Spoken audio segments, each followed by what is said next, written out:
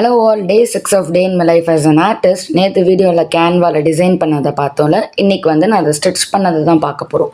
இதெல்லாமே பார்க்க ஈஸியாக இருக்குல்ல, பட் ஸ்டிச் பண்ணுறப்ப தான் அது எவ்வளோ கஷ்டம்னு தெரியுது அண்ட் டைம் கன்சியூமிங்காகவும் இருந்தது. ஏன்னா ஃபர்ஸ்ட் ஃபேப்ரிக் மேலே இந்த கேன்வா வச்சு அயன் பண்ணி கட் பண்ணி அப்புறம் நம்ம ஸ்டிச் பண்ணணும்.